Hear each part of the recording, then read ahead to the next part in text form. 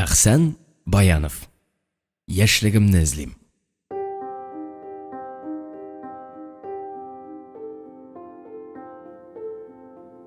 Авылга кайткач, безнең мөнәсәбәтләр сәерлеге тагы да ачыграк күренде. Кайчан һәм ничек күрешәчәгебез хакында сүз куешмаган, алдагы көннәргә бернинди дә план курмаганбыз икән, ул үзе дә сүз кузгатмаган, аның да балалыгы минекеннән бик үк ерак китмәгән күрәсең. Беренче мәхәббәтнең асыл гадәте шундый инде ахрысы. Ул бер нәрсәгә дә дәгъва итми, максат куймый, ярата һәм барышыл гына. Әгәр ул ниләрдер таләп итсә, хәтердә булай ук матур булып калмас та иде бәлки. Менә шулай. Пишән өсте вакытының кызчан матурлыгы, яшел дулкыннар, урак өсте дигән икенче бер шау-шу өлгерү чоры белән алышынды. Бусы тагын да кызурак, тагын да катлаулырак. Ул бөтен табигатьнең төсен үзгәртә, кешеләрнең чәчләрен, киемнәрен уңдыра, көйдерә, кичерешләр. Хәер, мин ул чакта бу мәгънәдә уйлый белмидем бит әле. Мин бит хәзер генә булай акылланып киттем. Мин үземнең рухымда нинди үзгәрешләр тоячагымны күз алдыма да китерә алмыйдым. Хәер, мин ул чакта бу мәгънәдә уйлый белмидем бит әле. Мин бит хәзер генә булай акылланып киттем. Мин үземнең рухымда нинди үзгәрешләр тоячагымны күз алдыма да китерә алмыйдым. Үзем, уйларым болын киңлегедәй яшел, тыныч, бәхетле. Фәхимәдән хат килеп тора. Ул хәзер район үзәгенә күчкән. Тәэминат бүлеге дигән бер учреждениедә эшли. Яраланып кайткан солдатларга пенсия бирә торган бугай. Пишән өстендә әйбәт эшләвемне искә алып, килмит миңа җаваплы эш бирде. Комбайннан килгән ашлыкларны ындыр табагында кабул итүче висавщик мин. Монысы да кызыклы эш.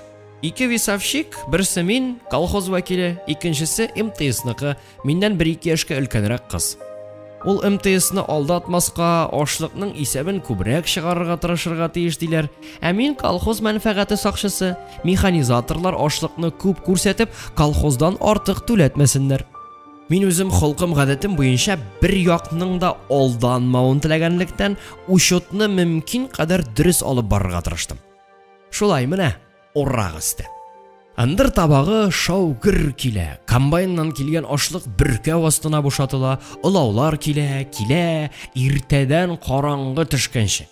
Без һәр килгән йөкне сиртмәле үлчәгеч белән үлчибез дә, әрҗәгә күпме сыйганын белгәч, чама белән шул санны язып куябыз. Булай эшләү ашлык ташучыларның вакытын алмый. Безнең эштә җиңелләшә. Гомумән җайлы, йөк санын гына бутамаска кирәк.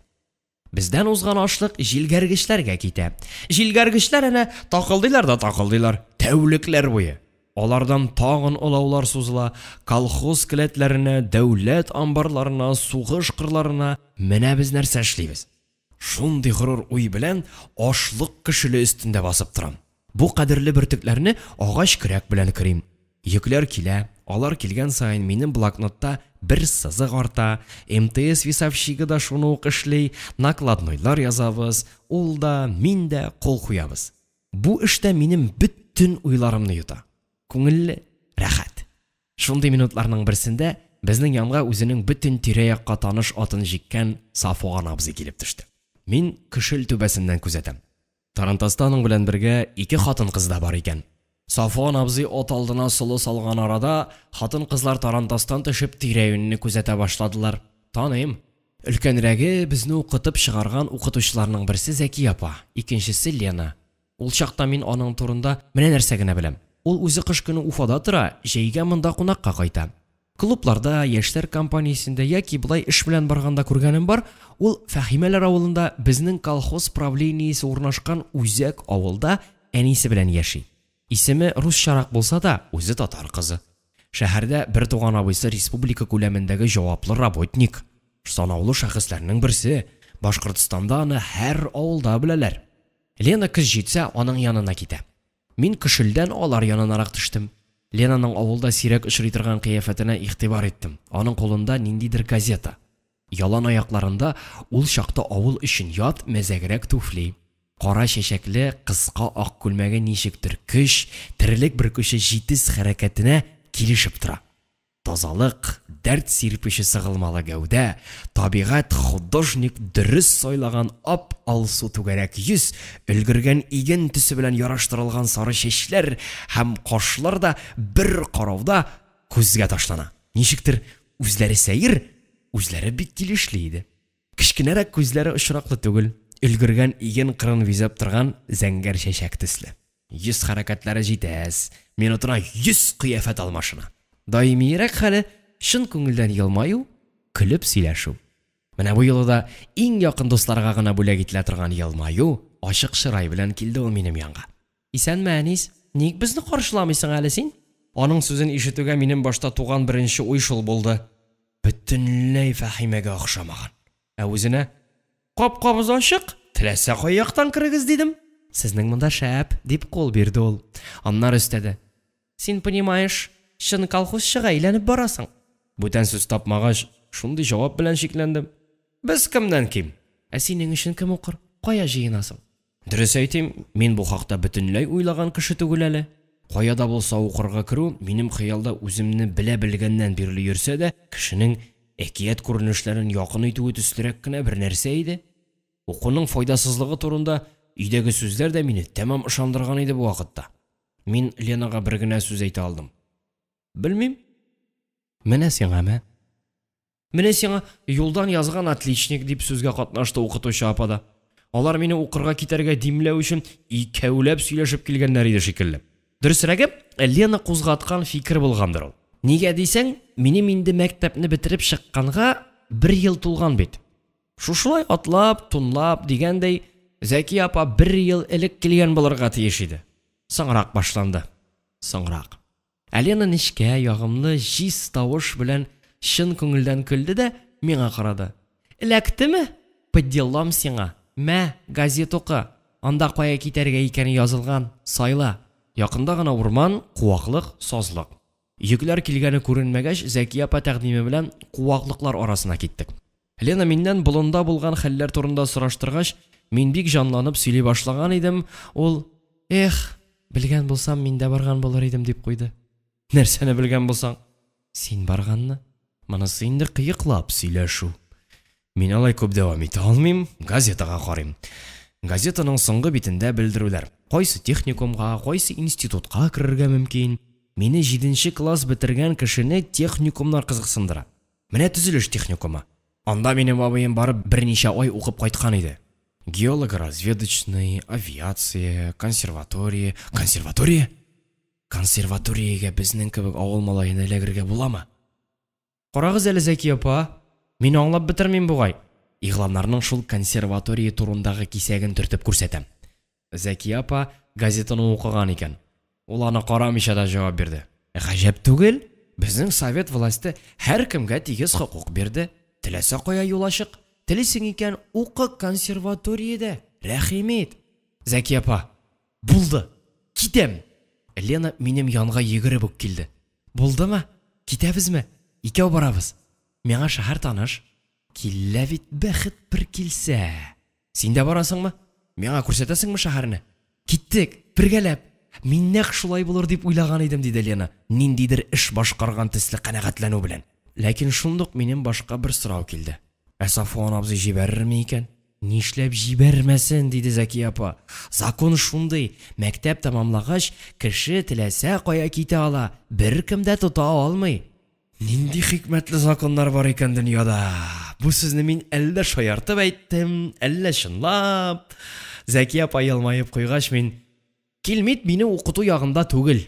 Эшкә кеше җитми дип, дәрескә бармаска кушып та күпме дин кеттеләр, сабанга йөрттеләр дип өстәдем. Әйдә алайса, председатель янына бергә барабыз, сөйләшәбез. Ул вакытта мин үземнең гаҗәп дәрәҗәдә йомшак күңелле икәнлегемне белә идем. Бер вакыйгадан соң ул бөтен авылга фаш булды. Бер вакыт урманнан куян баласы тотып алып кайткан идек. Куяннар бит кызыгалар, балаларын табалар да ташлыйлар. Берничә ел үтәчәк, үземне дә шул куян балалары белән чагыштыра башлаячакмын. Нәни җан иясе үзе теләсә нишләсен, теләсә ничек үссен. Без аны бераз исәйгәнче дип өйгә алып кайттык та берничә тәүлек әйбәтләп асрадык.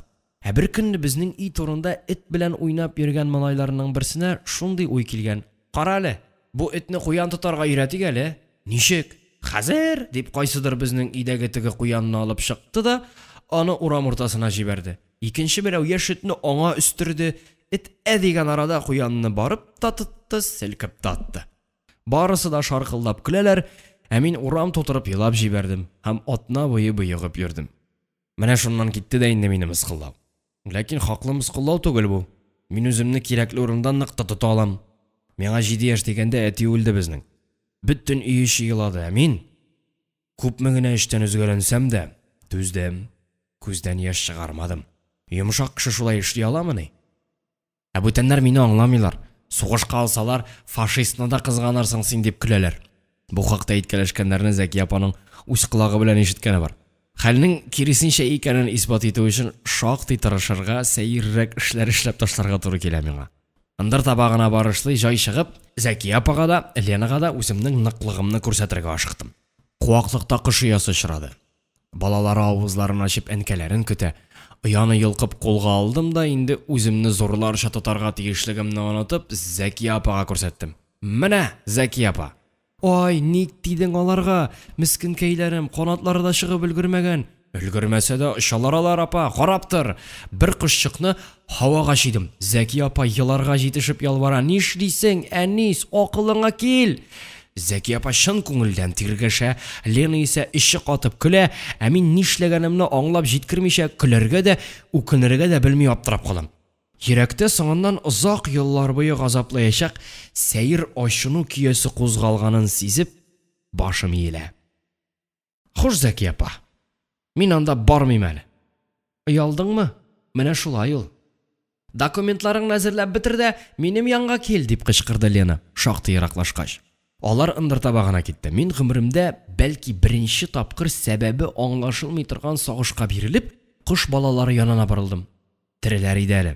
Тиз-тиз генә бөтенесен бер урынга җыйдым да, ояларын куакка яңадан урнаштырдым. Бәлки үлмәсләр дә әле. Тик әйтә алмыйм, соңыннан ничек булыр. Хәзер чак кына җил чыкса да, ояның очып төшмәве икелле бит инде. Кешеләр йомшак дип мыскыл итмәслек, каты күңелле булырга тырышуның ник кадәр кыен икәнен белсәгез икән. Шулай күпмедер азаплангач эш урыныма килсәм, анда әллә никадәр халык җыелган. Сафуан абзый безнең гел шулай ул. Фронт яңалыкларын сөйли башласа, кырда күпме кеше бар, бөтенесе җыела. Бүген дә тарантас башына менеп утырган да, бөтен әрнүен, ачуын һәм көчен төсенә чыгарып сөйли. Шпаргалка белән түгел, үзе нәрсә беләм, ничек уйлый, ничек аңлый, шулай сөйли. Ул билгеле үзен тыңлаучы кешеләрнең нәкъ үзләренчә уйлый һәм аның ораторлык көче, сире бәлки нәкъ шундадыр. Югыйсә ул институт бетергән лектор түгел ич. Гитлерчылар үзләрен социалистлар дип атыйлар. Алар бу сүзне юри пешераталар. Хезмәт кешеләре буталсын өчен шулай лыгырдыйлар. Әгәр чак кына намуслы булсалар, алар үзләрен вахшиләр дип атарга тиешләр иде. Чөнки мондый да вахшилекне тарихның әле очратканы юк. Алар безнең тириләребездән перчатка, оюк ясап кияләр. Балаларыбызны тәҗрибә җәнлекләре урынына файдаланалар, кисәләр, каннарын суыралар, үтерәләр. Алар безнең пленныйларны мишләргә ягалар, телләрен, тәннәрен кисеп җазалыйлар. Хатыннарыбызны, кызларыбызны мәсхәрәлиләр, таптыйлар, асалар.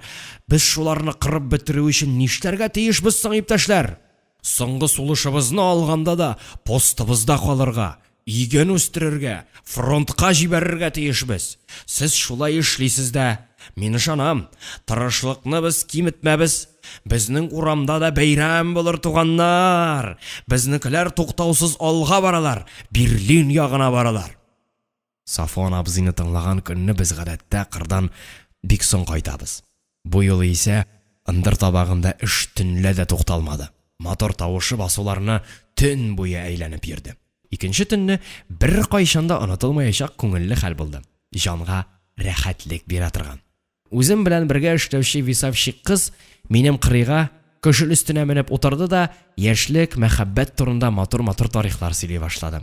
Психикасы нормада булган, һәркем утырдашының нәрсә уйлавын, тел төбен дип әйтегәндә, аның сүзләренә, күзләренә, бөтен кыланышларына карап, әллә каян сизеп тора бит.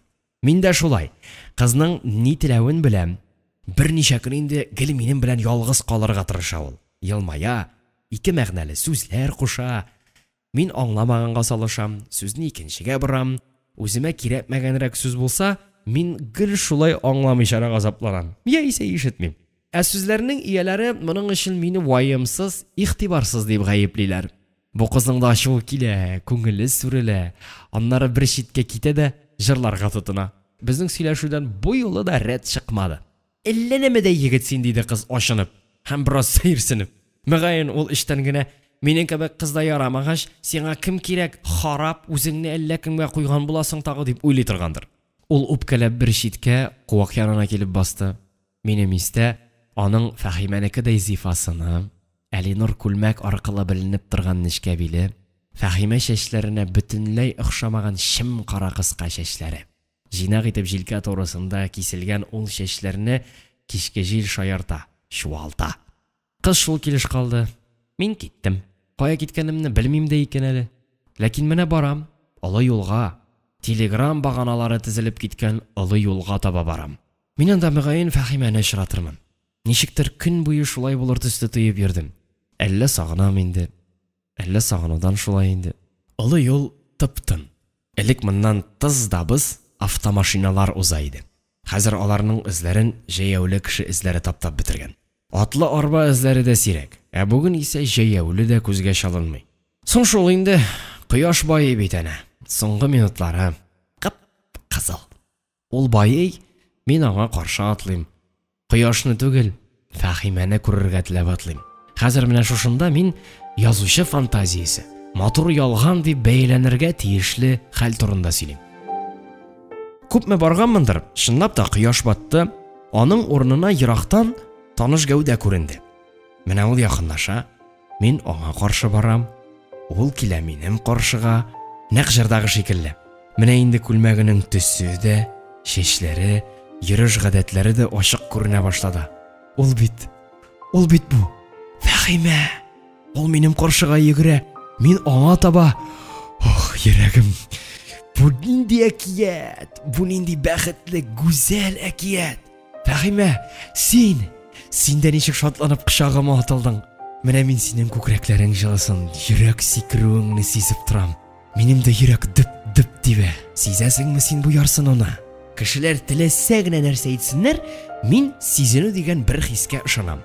Минем моңа дәлилләрем бар. Алдан һич бер хәбәрсез килеш кемне дә булса күреремә ышансам, ашкынсам, мин аны чыннан да күрәм. Сагынган кешем ярсынуымны сизә бугай, мин уйлаган җирдә булып чыга. Соңгы вакытта ничектер мондый хәлләргә очраганым юк, туры килгәне юк. Ахрысы элекке кебек үзгәренеп кемне дә эзләмим. Газеталарда галимнәр ниндидер телепатия дигән фән туу мөмкинлеге хакында бәхәсләшәләр. Миңа бәхәс кирәкми. Мин бу фәннең барлыкка киләчәгенә, ис китәргеч ачышлар китерәчәгенә, ул чакта Фәһимәмне күрәчәгемә ышанган кебек ышанам. Фәһимә, синең кочагыңны бу чаклы да рәхәт, иреннәреңнең бу хәтле дә кайнар икәнлеген, кулларыңның бу кадәр дә йомшак, назлы икәнен мин әле белмәгәнмен икән. Әгәр бүген очрашмаган булсак, шушы рәхәт тойгы бәхетеннән мәхрүм булыр идем. Никадәр бәхетсез булыр идем. Күктә инде йолдызлар җемелдәшә. Кузгалабыз. Җитәкләшеп юлсыз басу буйлап атлыйбыз. Күрәсеңме, мин кем белән дип кычкырасым килә. Беркәү янында кешеләр сирәгәйгән, калганнары ни өчендер безне күрмәмешкә салыналар, игътибар итмәгәндәй кыланалар. Ә минем белән эшләгән баягы кыз ындыр табагында безне күрүгә каядыр китте дә югалды. Нишлисең? Хәерле булсын. Йөкләр санын без Фәһимә белән исәплибез, накладнойлар язабыз. Төн ярты савышкач, йөкләр килүе тукталгач, озын-озын салам иемнәр янына киләбез. Саламны йолкып мин анда ике кеше сыярлык куыш ясыйм.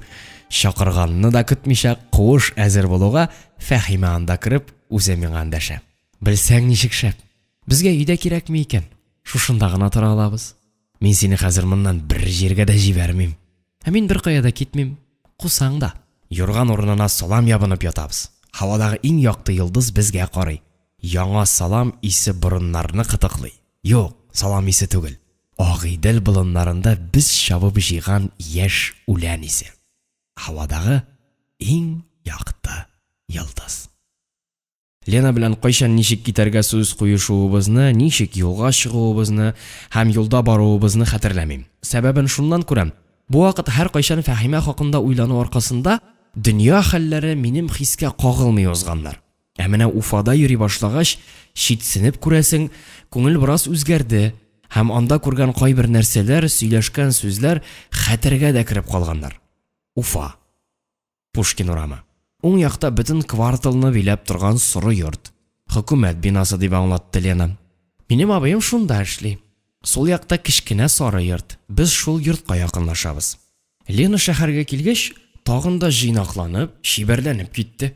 Аягында замшы туфли, өстендә алтын заман һәм бераз яшькелтрәк, сирәк бизәкле күлмәк, һәм үзен ул һәр җирдә идәге шикелле иркен тота. Аның белән рәттән атлаганда мин гаҗәпләнәм. Шушындый шибәрлеге, чисталыгы белән, нинди иркен тормышы белән бу шатнап торган шәһәр кызы ничек минем белән, авыл малае белән йөрисең әле? Сары йорт ишеге төбенә килеп җиттек. Лена ишек ачканда гына эчке яктан бер ир кеше күренде. Кеше ишекне ачты да Ленага карап тик тора. Ишек бит йөрер өчендер инде. Карашып торыр өчен түгелдер. Уйлана торсыннар әле дидем дә, ир кеше ачкан ишектән ялт итеп узып та киттем. Әлеге кеше миңа баш шайкады. Эх, егет кеше. Мин бит кыз кеше узып китсен дигән идем. Лена үзенең җиз тавышы белән аны җөпләгән дә итсә дә, мине хур итмәскә тырышты булса кирәк. Ул андыйны белми әле. Шәһәрдә беренче көне. Икенче тапкыр менә күрерсез диде. Нәрсәсен беләсең инде аның дип гаҗәпләндем мин. Әллә нинди мәзәк кешеләр булар. Туп-туры коридор буйлап киттем. Гаризалар кабул итү бүлмәсе дип, коридорга аркылы кызыл кумаш элеп куйганнар. Кирдек. Ачык чырай белән урын тәкъдим иттеләр. Гаризаларны яшь кенә бер егет алып утыра. Күп булса, миннән 5-6 яшькә зуррактыр. Гаризаны ул миңа әйтеп торып яздырды. Башта Мәскәү дәүләт консерваториясе исемене язырга кушты. Мин гаҗәпләнеп, Свердловск консерваториясе түгелмени дип сорагач, барыбер инде ул дип куйды. Мәскәү консерваториясе дә ул чакта Свердловскига күчкән иде булса кирәк. Гаризаның яртысын язгач, кайсы специальностька керергә теләвемне сорады. Баян буенча дидем мин.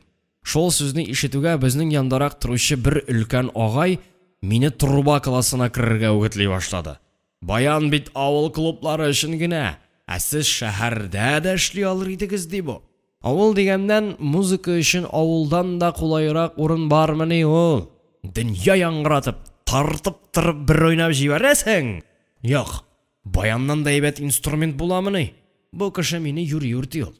Мин бүтәнгә теләмим, баянга языгыз. Бәхәс бүтән дәвам итмәде. Гариза яздык. Бер атнадан имтиханга килергә куштылар. Бер атна өчен авылга кайтып торуның кирәге юк, көтәргә булдык. Лена үзе дә укырга керә икән, документларын геология разведка техникумына биргән. Сынаусыз гына керә, авылдан отличник документлары табып килгән. Бүтән предметлардан минем дә имтихан тапшырасы юк, кулда мактау грамотасы. Тик консерваториягә башка фәннәрдән имтихан бирмәсәң дә, музыкага сәләтеңне тикшерәләр. Ансыз алмыйлар. Лена мине көтәргә булды. Һәм без аның белән көннәр буе шәһәр гизәргә керештек. Көн саен иртән Лена минем янга, квартираны да минем өчен ул эзләп тапты, үзе килә торган булды. Олы бер шәһәрдә бүтән таныш кешем булмаганлыктан көн саен аны көтеп алам. Килмирәк торса зарыга башлыйм. Төннәрен колакка наушник киям дә, соңгы курантлар яңгырап тынганчы, үзем өчен өр-яңа әсәрләр, симфонияләр тыңлыйм. Алар күптән таныш төсле. Минем халәтемә туры киләләр икән. Җанымны әллә кайларда адаштыралар да, үзләре тынгач, хыялда дәвам итеп, үземне үк оныттыралар һәм мин әллә шиксез рәхәткә, әллә рәхәт йокыга талам. Көннәр шулай үтә. Уфаның Демьян бедный урамы. Ярый әле авыл урамын хәтерләтә. Бер катлы агач өйләр, бакчалар. Койма янында утыргыч та бар. Шунда утырып көтәм. Каршыда шәһәр паркы бугай. Анда репродуктордан тагын бер җыр яңгырый. Лемешевның лирик теноры үзәкләргә үтә. Куда не поеду, куда не пойду, все к ней заверну на минутку. Кич Кешке иңгір-міңгірді мен тағын өзімні шул жырдағы емшек шекілі ялғыз хис етем. Нишләп ичмасам килмейді тизрәк болена. Андан башка бір кімім yok. Ол минем өчен бердән бер дус һәм киңәшче. Шиксез далада икәүдән икәү калсаң, төнге куркыныч алдында әллә нинди шит кешеләрдә дуслаша бит. Ә без шит түгел. Без бер үк җирдән, танышлар. Танышлар гына да түгел. Дуслар. Чөнки дус итмәсә, минем өчен була йөрер идемени ул. Ах, Лемешев, Лемешев. Сен минем нәрсә турында уйланып утыруымны беләсеңме әллә? Югыйсә минем кичерешләр турында бу кадәр дөрес итеп ничек җырлый алыр идең син? Менә син сөекле кызың белән булачак очрашуга канатланып очасың. Синең белән мин дә талпынам. Алда мәхәббәт мине дә һәр вакыт көтә. Аның төсе үзгәрергә мөмкин, ләкин барыбер бер үк нәрсә ул мәхәббәт. Әллә килмәс дисеңме? Әллә ул бәлки тукта әле. Мин арттырыбрак җибәрәм бит. Лена белән минем арада нинди мәхәббәт булсын? Әллә артык уйланырга вакыт юк ана. Ул үзе килә. Үзе, Лена, елмая. Һәр вакыттагы табигый чын елмаю белән елмая. Аппак туфли, аксыл ефәк күлмәк, кулында кулъяулык. Ул аны кичә миннән алган иде. Юып китерә. Мин аның каршысына атлыйм. Кулъяулык юган кулларын кысам.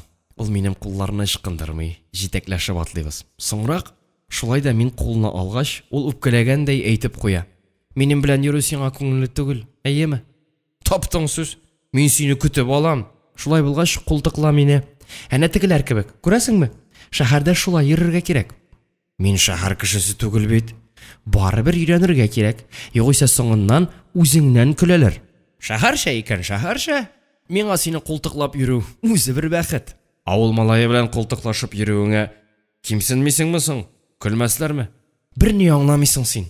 Шәһәрчәлекнең бөтен ягы килсен дип, аякларны да аның җаена Лена кушканча атларга килим. Барып чыкмый, Ленаның вак адымына яраклаша алмыйм. Аныңча атласаң, биегән төсле килеп чыга. Кызлар белән йөрим дип, кала буйлап биеп йөрер хәл юк әле. Үз белгәнемчә атлыйм. Бакчаларга керәбез. Миңа таныш булмаган урамнар буйлап үтәбез. Кинога керәбез. Кинотеатрның исеме дә хәтердә калган. Октябрь. Икенче көнне концертка барабыз. Тып-тын. Сәхнәдән акрын гына уйчан моңнар агыла. Кичке караңгылыкка төренгән бу авазлар кабатлана каядыр ургыла. Менә аларга нәзик һәм үткеннәре килеп кадала да, фикер сыкранып туктала һәм күп тә үтми яңадан кузгала. Баягыдан да ярсыныбрак үзенә чыгар юл эзли. Баштагы үз сүзле сорау хәл итүне көтә, таләп итә һәм газаплы уйлар упкынына ыргыла. Тик харап булды дигәндә киреше генә аңа уенчак бер катлы якты көйләр каршы төшә. Булар күптән түгел генә булган шатлыклы аяз көннәр, күңелле дә, моңсу да. Агыйдел истәлекләре шикелле. Алар хәтердә. Күңелдәген теләсә кайчан сөйләп булмый бит. Яшерен теләк, яшерен омтылыш тыелып кала. Әмма бераздан ул тагын каядыр талпына башлый. Шул кадәр көч белән тыелып торган ашкының тышка бәреп чыга. Тынгысы шишмәләр агымы төсле, язгы су шикелле шаулый башлый һәм ярларга, буага бәрелә, иркенлек дәгъва итә. Дулкыннар берсен-берсе имгәтәләр, вакыйгалар да яңадан хәлләнеп, бәрелешләр кайнап торган урынга ашыгалар. Бу агымда ачу һәм соклану, горурлык һәм курку, өметсезлек һәм тантана. Буларның барысы да дөньяны мин күргәнчә, минем күңелдәгечә, нәрсәнедер мин эзләгәнчә, мин әйтергә теләгәнчә. Минем уйлар, минем кичерешләр. Менә алар кайда икән? Әйе, ул көнне мин йөрәгемдә туганнан бирле йөрткән Алламның исемен ишеттем. Бетховен. Табигатьнең үзе кебек гади, мин аны аңлыйм. Табигатьнең үзе кебек үк катлаулы, ләкин мин аны аңлыйм. Үзе белән тыңлаучы арасындагы минем арадагы озын юлда ул көчен югалтмый. Ул минем күңелдә ярдәмче авторын таба. Миндә үзен таба. Бетховенна. Кимсетүле тавыш килә. Тыйнаксыз ди кемдер. Аңламаган кешеләр әйтәмене. Әйтсеннәр, бүгеннән башлап мин бүтән кеше. Бүген мин үземнең хыялым белән очраштым. Мәхәббәт төсле, яшьлек шикелле матур, ярсу, көрәш мәйданнарында яңгыраган ура тавышы төсле, нәфрәт шикелле дәгъвалы бу моңнар, бу чыңнар минем арттан ияреп киттеләр елларга.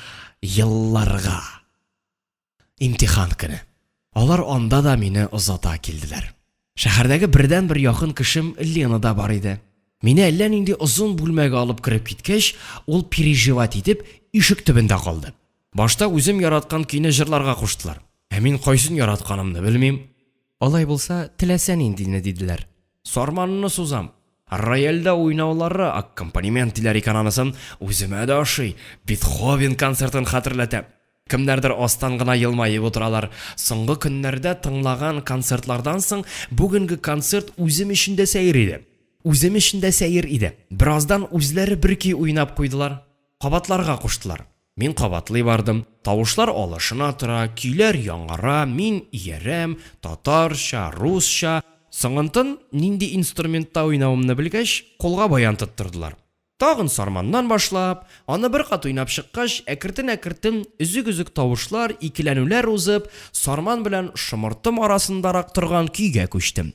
Үзем дә ныклап аңламаган, шул минутта гына туган һәм онытылачак, кәгазьгә төшәргә өлгермәячәк, үземчә авыл картиналарын төсмерләргә тиеш булган тавышлар агышына бирелдем.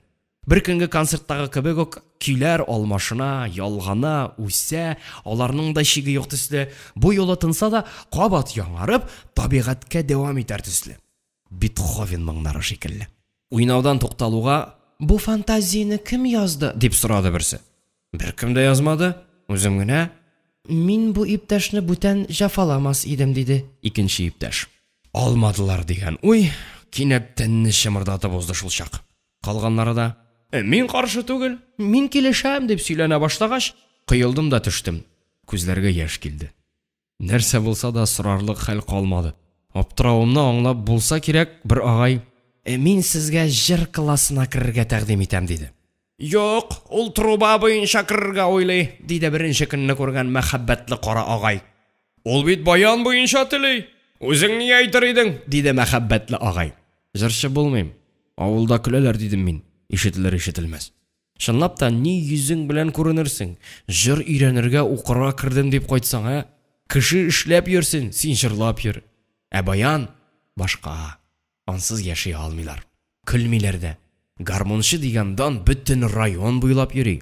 Минем теләк Чайковскийны, Бетховенны баянга күчерү. Баянда уйнау.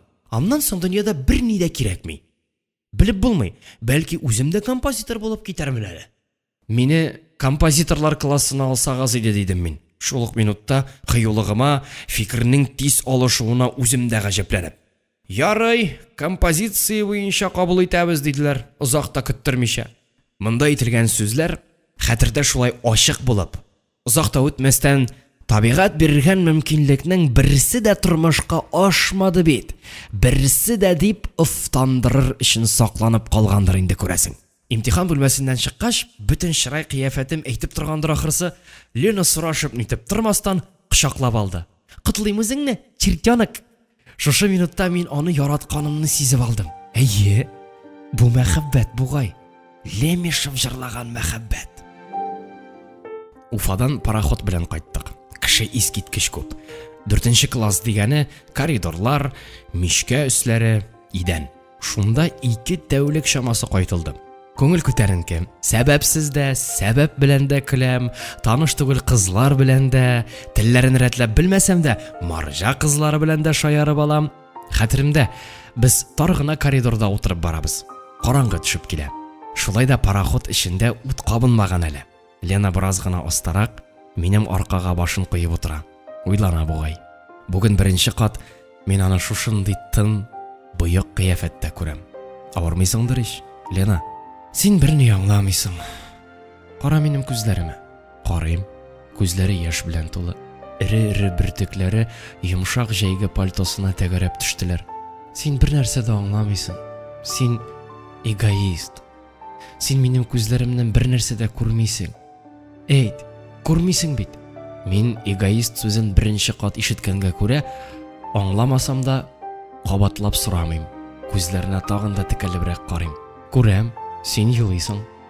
Бүтән нәрсә күрмисеңме? Ул минем кулларымны чытырдатып кыскан хәлдә, артисткалар сыман башын артка җибәреп, һаман шул күзләре белән ялварулы карап тора. Мин аны ничектер кызганып куйдым. Йөрәгемне авыр хис урап алды. Үземнең дә күңелем тулды. Әйе, син бер нәрсә дә күрмисең. Күрергә дә теләмисең, дип кабатлады ул.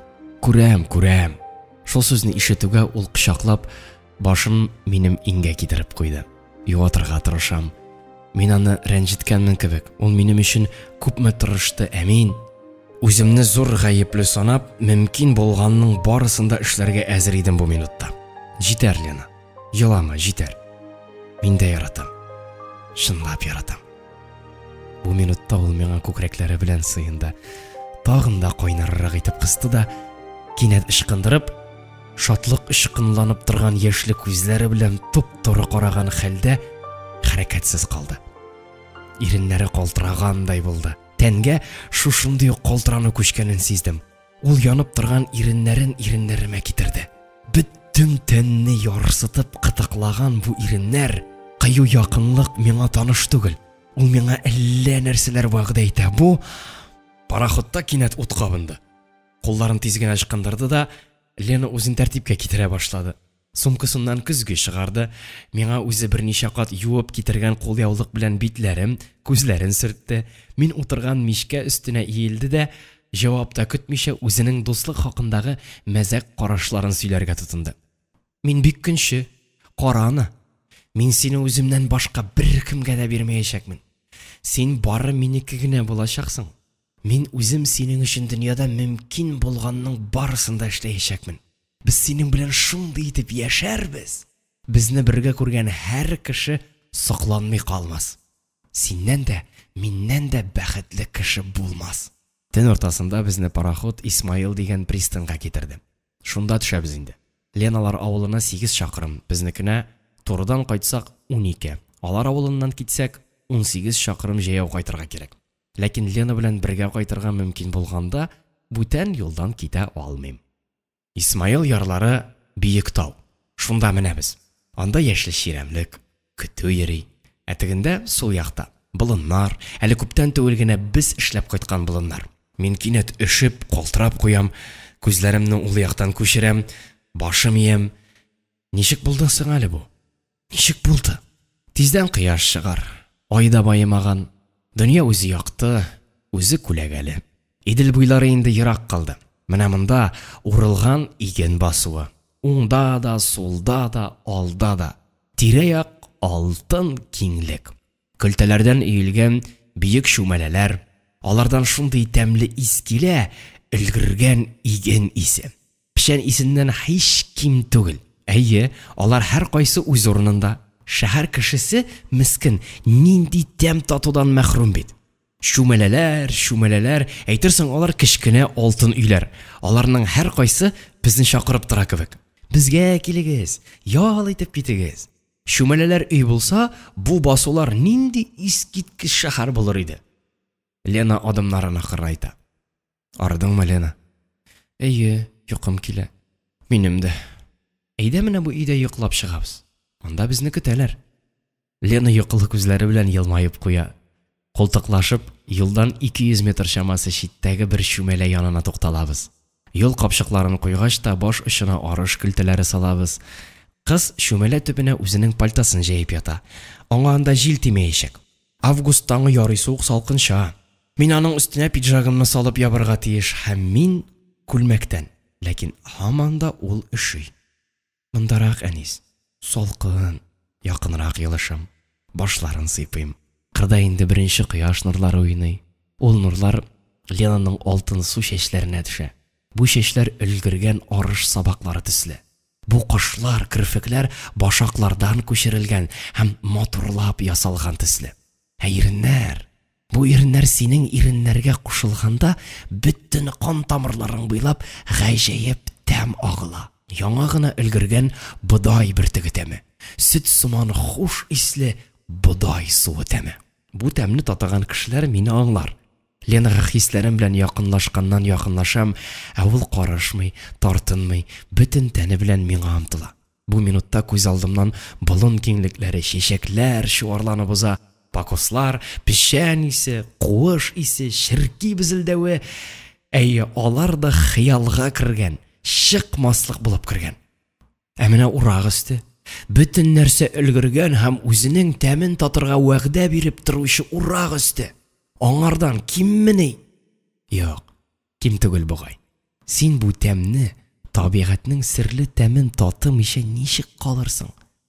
Менә Лена юмарт август айы шикелле шул серне ачарга вәгъдә биргәндәй синең иркеңдә ята. Чәчәкләр сакланырга, хыялланырга яхшы, әмма аларны алыштырган җимеш тәме бөтенләй башка. Бөтенләй башка. Әллә яклап, әллә йокламыйча, безнең арулар җилгә очкандай юк булды. Иртәнге кояш нурлары шыклы арыш сабакларында җимелдәп, күңелгә әйтеп бетергесез шатлык агышы китерде. Иртәнге кояш нурлары шыклы арыш сабакларында җимелдәп, күңелгә әйтеп бетергесез шатлык агышы китерде. Өсләрне кагып кигәч, капчыкларны аркага астык та, әкияттәгечә якты алтын киңлекләр, арыш шәһәре урамнары буйлап җитәкләшеп алга атладык. Авылга һич кайтасы килми. Анда өйгә кайтып керсәк, сине югалтырмын төсле, диде Лена моңаеп. Мин шаярткан булдым. Әйдә алайса, кайтмыйк. Әйдә, диде ул да, чырае яктырып. Менә бу авылда минем туганнарым бар. Аларга кирип чәй эчәбез. Аннары кире шушы басулар, урманнар, таллыклар, шыкырлар буйлап йөрик, су кыйыныйк, чишмәләрдән сулар эчик, җимеш җыйк. Ничек сөйләшенсә, шулай эшләдек тә. Алар авылына Ишкарга караңгы төшкәч кенә кайтып кердек. Ул үз иләренә кирип китте, мин аларның күршеләренә.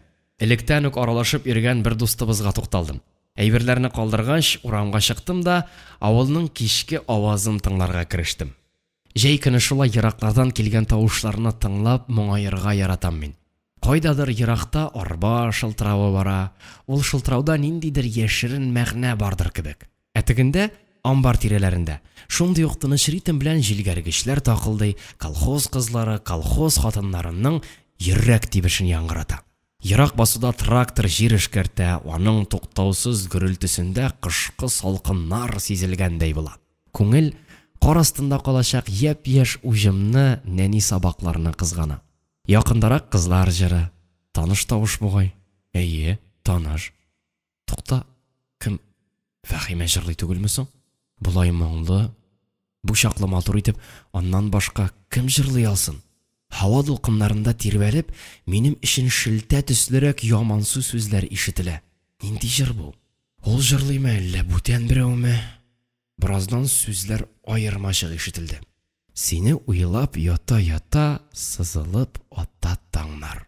Әйе, ул Фәхимә.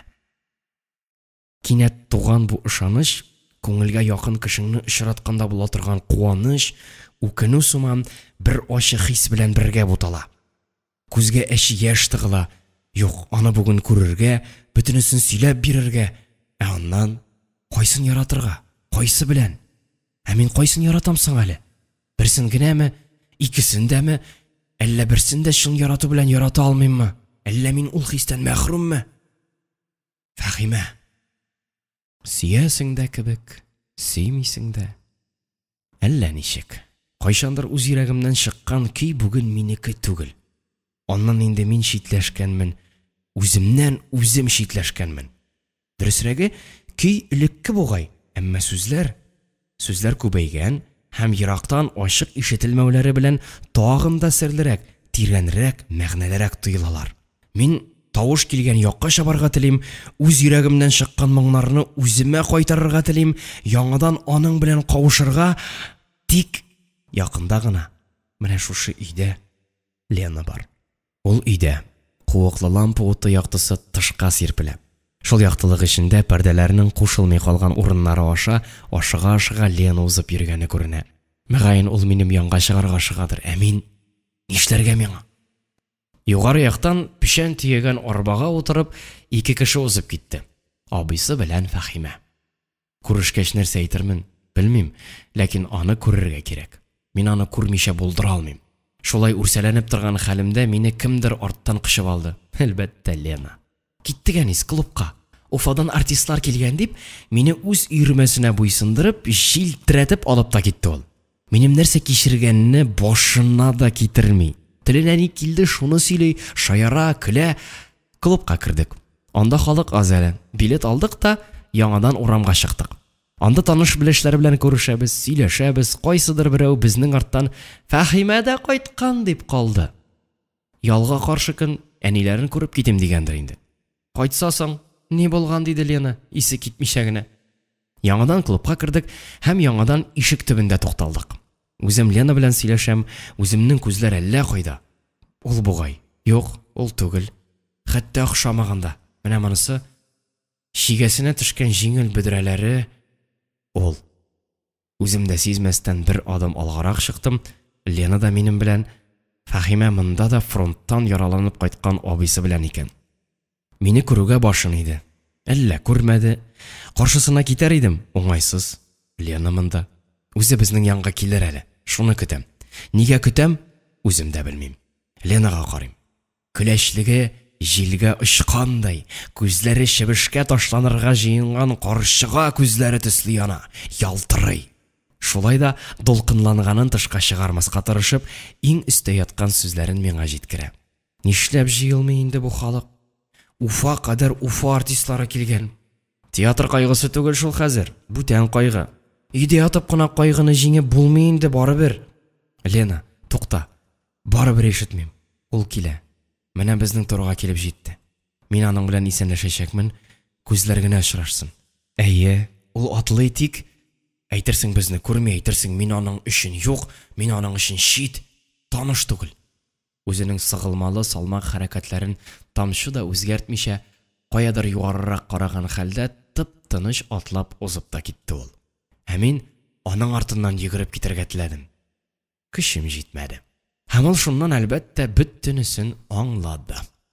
Әйе, без бит аның белән ниндидер яшерен көч ярдәмендә бәйләнгән идек. Ул минем ни уйлавымны әллә каян белә. Хәзергәчә ачылмаган бу уртаклык законын бер заман галимнәр ачарлар әле. Күрерсез, барыбер ачарлар. Ләкин бүгеннән соң бу бәйләнеш турында башка да китерергә мөмкин булмаячак. Ничек узып китте? Әйтерсең мин дөньяда юк. Ә мин соң аны йөрәктән чыгара алырмынмыни? Спектакль нәрсә турында баргандыр, концертта нәрсәләр башкарылгандыр, хәтерләмим. Дөресрәге, мин аларны ишетмәдем.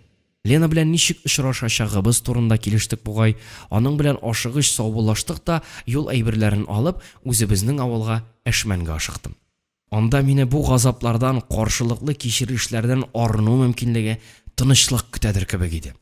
Болытлы төн дөм караңгы. Юл бераз пычранып та өлгергән икән. Ялгызым төнге юлдан атлыйм да атлыйм. Күз алдымнан миңа игътибар да итмичә, гарур атлап, һаман Фәһимә узып китә. Үзебезнең урманга да җиттем менә. Юл күренми, урман читеннән чамалап кына барам.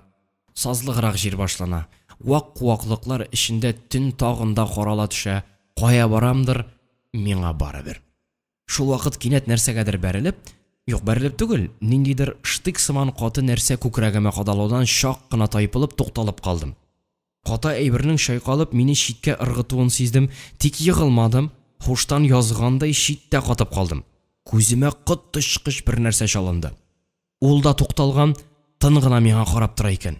Ләкин куарга исәпләми күрәсең. Таныйм, бу безнең колхоз үгезе ич. Миңа каршы атлап юлдан килгән, һәм мин аның мөгезләренә килеп бәрелгәнмен. Мин моны үзем өчен нәрсәгәдер ишарә сыман кабул иттем. Игә кайткач, өстәлдә хат көткәнен күреп, ашыгычлык белән шул хатны ачтым. Мин шәһәргә киткәч үк килгән икән. Таныш почерк. Фәһимә хаты.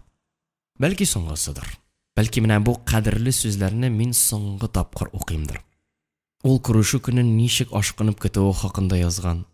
Киләсе атнага ялга кайтачагын әйткән. Әгәр шәһәрдән кайтып җитсәм, үзе кебек сагынсам, килергә кушкан. Соңыннан мәгънәсе миңа инде таныш булган баягы җыр язылган. Сөясең дә кебек, сөймисең дә, әллә ничек синең карашың. Шул карашың я иркәли мине, я әрнетә йөрәк ярасын. Сөясең дә кебек, Сөймейсің дә, мәхәббәтсің әллә уйынмы? Күңелең әгәр башкаларга төшсә, шынын әйтү әллә кыенмы? Сөясең дә кебек, сөймейсең дә. Шаяртыпмы бәгърем йөрисең? Ташлар булсаң, ятны сөяр булсаң, әйт дөресен. Күңелем сүрелсен. Сизенгән әлбәттә, сизенгән. Лена белән киткәнемне ишеткәч язгандыр мөгаен. Әйе, язылып бетте икебезгә бер җыр. Ә мәхәббәт? Утны сүндерәм дә йокларга ятам. Әз генә булса да йоклый алырмын, ял итәрмен дип өметләним дә, колакта бер туктаусыз шынлап таныш көй ишетелә. Сөясең дә кебек, сөймейсең дә.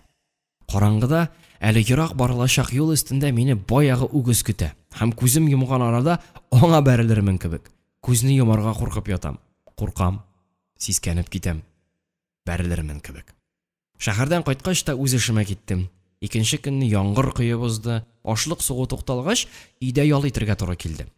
Онытылырга теләп, баянга тотындым. Бүтән ачынулар моңга күчсен янәсе. Бераз җиңеләйгән дә кебекмен, яныма әни керә. Син киткәч кышын малазыгы белән кысынкы булыр инде. Бераз пишән әзерләп китсәң, әйбәт булыр иде ди. Шалгы күтәрәм дә урманга. Әле җәй булса да, алда кышта бар икән. 1-2 сәгать пишән чабып кайтуыма мине башка да китерергә мөмкин булмаган бер кунак каршылады. Искә төшсә, төн салкынайып, шымырдап китә. Хәер, ул көнне мин аны ничек каршыларга икәнен белми идем шул әле. Шалгыны иңгә салып, янавычны сул кулга тоткан хәлдә, үзебезнең өй янындагы сөзәк таудан күтәреләм. Капка төбендә үррә катып әлеге кунак, милиционер тора. Чырае көл төсле, иреннәре кысылган, күзләре үчле кешенеке кебек. Баштан көйдергеч уй узды. Юнлегә йөрми бу.